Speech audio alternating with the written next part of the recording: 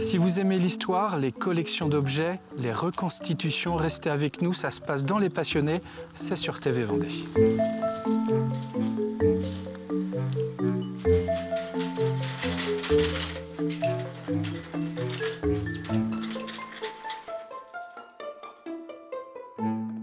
Jean-Claude, qui êtes-vous? Alors, je m'appelle Jean-Claude Chauvet, je suis retraité depuis quand même quelques années, on va dire. Et j'ai toujours été passionné par les objets anciens. Donc, je suis un collectionneur. Et vous avez toujours habité ici, à la Motte-à-Char? Non, personnellement, moi j'ai fait ma carrière en Loire-Atlantique et je ne suis revenu qu'à l'époque de la retraite, quoi. Mais entre-temps, mon épouse était revenue ouvrir un commerce Saint-Georges-de-Pointe-Indou, un petit village à côté de la Motte-à-Char.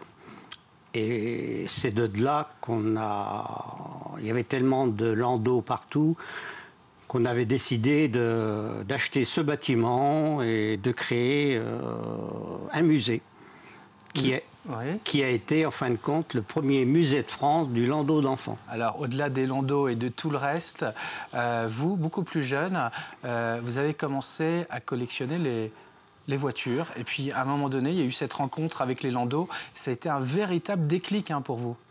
Alors, c'est vrai, à une époque de ma vie, je me suis intéressé aux voitures automobiles, surtout les voitures d'après-guerre. Et puis un beau jour, je tombe sur un landau. Alors, dans ma petite tête, j'ai pensé, pourquoi pas ne pas présenter les voitures d'après-guerre avec des landaux incorporés. Combien avez-vous de landaux dans votre collection? Alors, entre les landaux pour les enfants, les jouets, les charrettes à bébé, les poussettes, entre 600 et 700 pièces, au moins, si c'est pas plus. Des landaux je n'ai pas comptabilisé. Des landaux qui vont de 1850, à l'image de celui-ci, jusqu'à 1970. 70, 75, voire 80. Enfin, que vous stockez ici, dans cette grange. Tout est stocké ici. Attenante à la maison. Voilà. Alors celui-ci... Alors là, nous sommes devant un landau de... Parce que la commercialisation du landau a débuté en 1850. On remonte d'après ce qu'on a pu trouver comme écrit, 1750 et tout ça. Mais vraiment, la commercialisation remonte à cette époque-là. Donc c'était des engins à 3 roues, basés sur, comme les charrettes d'autrefois, roues en bois, cerclage en fer. Enfin voilà, c'est la copie conforme des voitures de l'époque, si on peut dire. Et après, il y a eu, en 1885-90, les landaux 4 roues en fer. À l'image de celui-là. À l'image. Alors déjà là, on était passé de 3 roues à 4 roues. En 30 ans, à peu près. Et quand on voit là, après, pour arriver dans les années 70, on se rend compte que début 20e, c'était encore des grandes roues. Mais après, il y a eu la Première Guerre mondiale. Les roues, en 1920, ça commençait à diminuer. Parce que là, on manquait de matière, en fin de compte, pour créer les roues. Ça baissait, ça baissait, ça baissait, pour revenir en 1970 à des grandes roues, voilà, ce landau Silver Cross.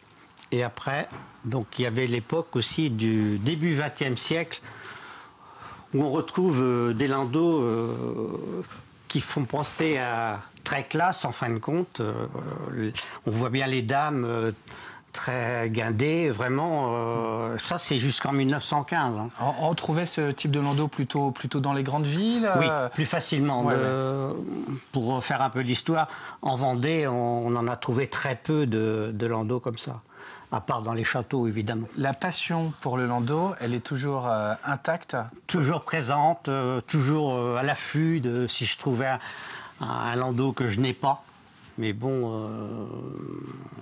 Maintenant, ça devient de plus en plus difficile. D'une part, des vides-greniers, il y en a de moins en moins. Voilà, après... mais des fois, le hasard fait qu'on peut trouver... et c'est vrai, on m'en amène aussi, il ne faut pas l'oublier. On m'appelle, si je ne les veux pas, je les mets à la benne. Enfin voilà, mais je ne mets pas à la benne chez moi, on ne met pas. On ne connaît pas ça, la benne.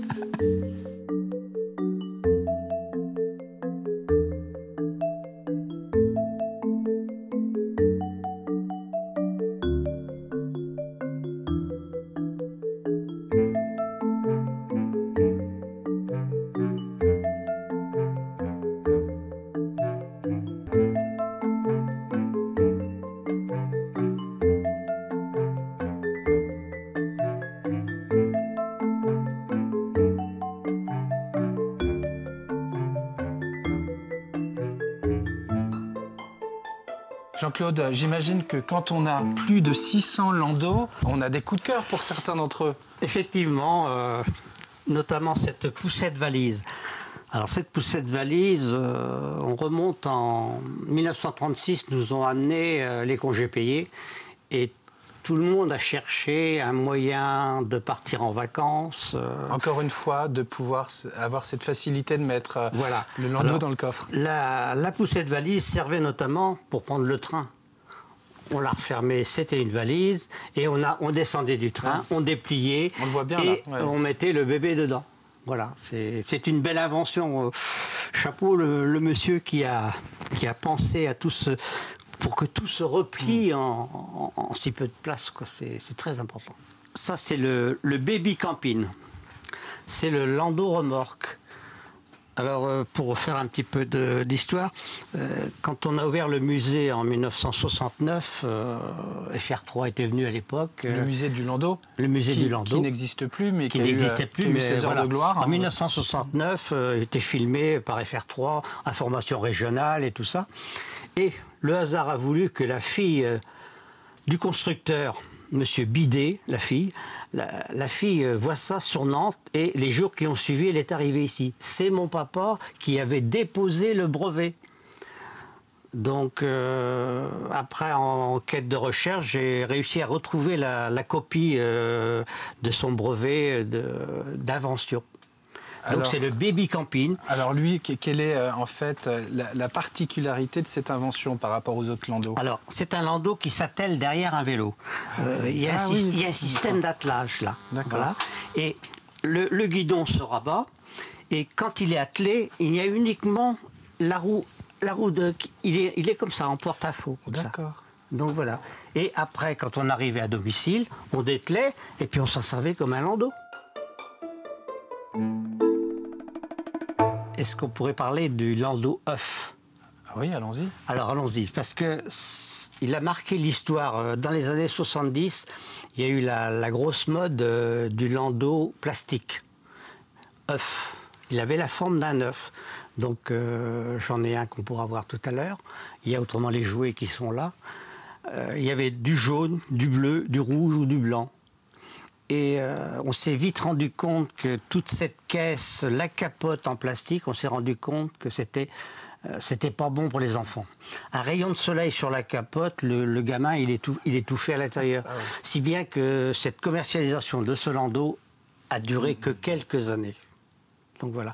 Alors je dis toujours, si vous en possédez, ne les jetez pas parce qu'il a marqué une histoire. Comment appelle-t-on un collectionneur de landau? Parce que ça, c'est peut-être un nouveau mot que vous allez apprendre. Alors, un puscapin phanophile ou puscapine phanophile, selon comment on prononce le nom. Et ça, c'est très officiel alors? C'est le nom officiel du collectionneur de landau. Alors, le landau, c'est non seulement l'histoire d'une vie pour vous, mais ça va beaucoup plus loin. Parce que dans cette caverne d'Ali Baba, on y trouve tellement d'objets très différents. Vous êtes un amoureux de l'histoire.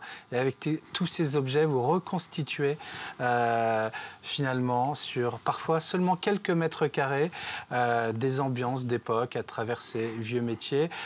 J'ai envie de vous demander, qu'est-ce que vous ne collectionnez pas finalement? Alors, ce que je ne collectionne pas, ce sont les armes. C'est vrai qu'il m'est arrivé, on m'en a proposé, et je n'ai pas enclenché la collection. Je n'aime pas les armes. Pas de feeling particulier avec les armes. Okay. Bon. Quels sont les objets qu'on retrouve en quantité? Alors j'ai vu beaucoup de vélos aussi, alors tout ce qui se rapporte à l'enfance, beaucoup de radios, des gramophones, et tous ces milliers et milliers d'objets qui sont ici, ils ressortent régulièrement parce que les mairies, les particuliers, les collectivités, les associations font appel à vous pour recréer des ambiances lors de salons, anniversaires, événements, tout type d'événements d'ailleurs. C'est vrai qu'on est très sollicité, sans faire de publicité, pour tel événement, telle fête, ainsi de suite, ou telle présentation. Et c'est vrai, moi j'adore mettre en scène les objets, avec un ou deux mannequins, mettre en situation. Et c'est vrai qu'au niveau de la Motachar, on a commencé en 2020 à faire l'histoire des boulangers. Je suis parti des moulins à vent, enfin, vous voyez. Et après, cette année, on a mis les coiffeuses, barbiers. L'année prochaine, le thème n'est encore pas défini, mais on s'oriente vers la reconstitution des commerces d'autrefois. Je connais des collectionneurs qui, malheureusement, à mon goût, ils collectionnent pour eux, alors que moi, je veux ouvrir, transmettre l'histoire. Ça, c'est le plus important. Transmettre l'histoire des objets et des gens. C'est vrai qu'on arrive à un moment où qu'est-ce que ça va devenir tout ça? Alors c'est vrai, on a quelques pistes en ce moment, mais bon, pour l'instant je ne peux pas en dire plus, ça ne dépend pas de moi. Moi je suis ouvert à toute discussion, voir ce qu'on peut faire pour remettre tout ça en valeur. Je pense qu'il y a un trésor d'histoire ici, mais est-ce que les gens en ont bien conscience? C'est ça le problème.